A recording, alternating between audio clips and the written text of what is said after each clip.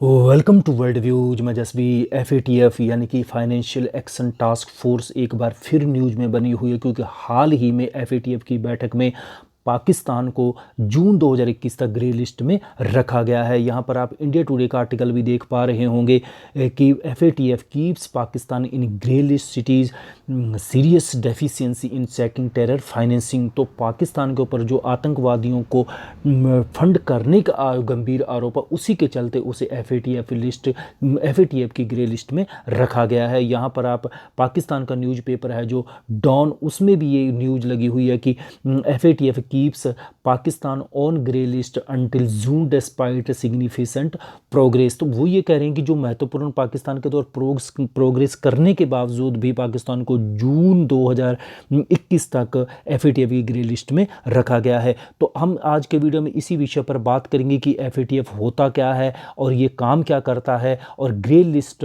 और black list में दो लिस्ट उनके क्या मायने हैं। तो बने रह गए वीडियो में आगे बढ़ें उससे पहले निवेदन है कि यदि चैनल को सब्सक्राइब नहीं किया है तो चैनल को सब्सक्राइब कर लीजिएगा। अब यदि हम बात करेंगे पाकिस्तान के बारे में, तो देखिए पाकिस्तान पहली बार नहीं है कि एफ की ग्रे लिस्ट में हो। इससे भी पहले भी वो 2 बार इस लिस्ट में आ चुका है।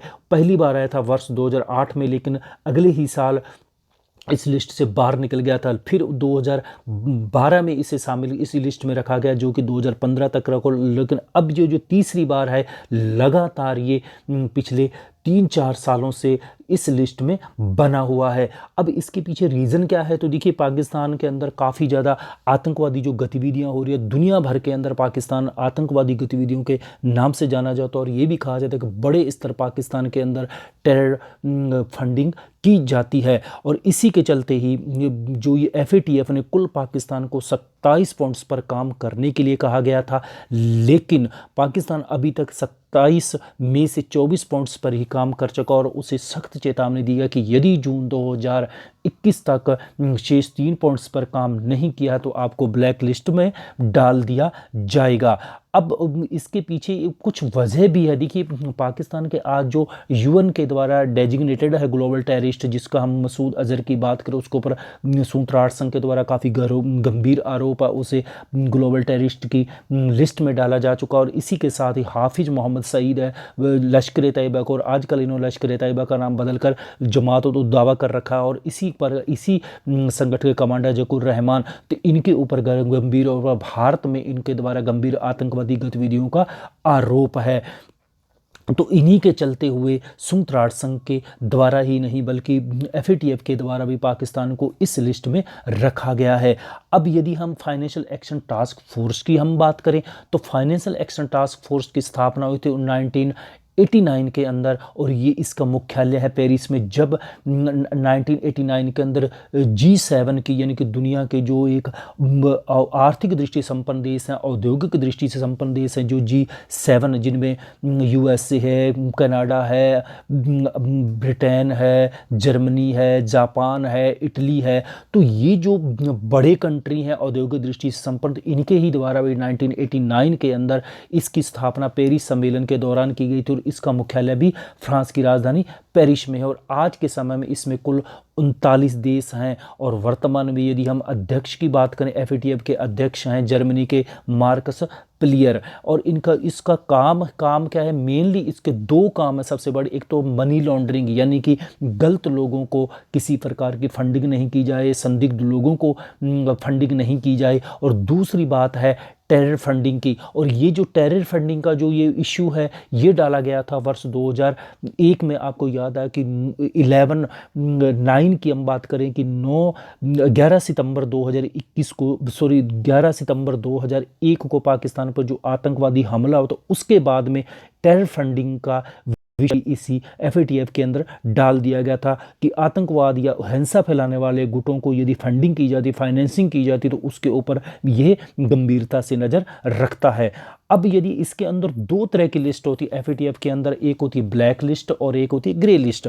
अब यदि हम ग्रे लिस्ट और ब्लैक लिस्ट की बात करें, हालांकि इस प्रकार की यदि हम टर्मिनोलॉजी की हम बात करें तो एफ के अंदर नहीं है, लेकिन ब्लैक लिस्ट को कहा जाता है, एफएटीएफ की जो टर्मिनोलॉजी है उसके अंदर कहा जाता है कॉल ऑफ एक्शन, जिनको हम करते हैं, हम व्यवहारिक भाषा में हम बोलते हैं इसको ब्लैक लिस्ट। और इसमें इस लिस्ट के अंदर दो लोग हैं, ईरान और उत्तर कोरिया, और इनके ऊपर, और जो ये लोग कॉल ऑफ एक्शन यानी कि ब्लैक लिस्ट में आ जाते हैं तो उनके ऊपर सख्त प्रतिबंध लगाए जाते हैं। और यहाँ पर किसी भी प्रकार की अंतर्राष्ट्रीय की जितनी भी आर्थिक संस्था, बड़ी बड़ी इंस्टीट्यूट्स हैं, जैसे आईएमएफ की बात करें, वर्ल्ड बैंक की बात करें, एशियन डेवलपमेंट की बात करें, तो यहाँ से इन देशों को किसी प्रकार का लोन नहीं मिलता है। और यदि हम बात करें ग्रे लिस्ट की, तो ये एफएटीएफ की जो टर्मिनोलॉजी की यदि हम अभी बात कर रहे हैं तो उसमें मेंशन है कि अदर मॉनिटर्ड ज्यूरिडिक्शन, यानी कि इसको एक निगरानी या यूं कहिए कि वॉच लिस्ट भी बोला जाता है। और इसके अंदर वर्तमान में कुल 19 देश है, पाकिस्तान सहित मॉरिशस है, मोरक्को है, सेनेगल है, म्यांमार है, यहाँ पर आप देख पा रहे होंगे कि जिम्बाब्वे है, और इस प्रकार के निकारागुआ, पनामा, तो इस प्रकार के ये कुल वर्तमान में पाकिस्तान सहित 19 देश हैं। और इस लिस्ट के मायने क्या होते हैं, तो देखिए इसमें क्या होता है कि इसमें एक प्रकार से एक चेतावनी दी जाती है और उसमें वॉच किया जाता है इनको कि आप किसी प्रकार की संदिग्ध गतिविधियों में नहीं है, और यदि गतिविधियों में तो उनको आपको निगरानी के तहत कुछ पॉइंट्स रखे जाते हैं कि आपको इन पॉइंट्स के ऊपर काम करना है, और ये होती है ग्रे लिस्ट। अब यदि हम बात करें कि इसके पाकिस्तान के ऊपर क्या प्रभाव पड़ेगा या इस लिस्ट के अंदर ग्रे या ब्लैक लिस्ट के प्रभाव का, तो इसका ये देखिए कि दुनिया भर के अंदर इनके ऊपर संदिग्ध नज़रों से देखेगा और यहाँ पर विदेशी इन्वेस्टमेंट नहीं आता है, और जिस वजह से कि इन दोनों लिस्ट के अंदर आने वाले देशों के ऊपर काफ़ी आर्थिक रूप से प्रभाव पड़ता है। तो ये था हमारा आज का वीडियो। मेरा वीडियो पसंद है तो लाइक कीजिएगा, शेयर कीजिएगा, चैनल सब्सक्राइब नहीं किया तो चैनल को सब्सक्राइब वाले। मिलता हूं इसी प्रकार के एक और करंट अफेयर्स के साथ।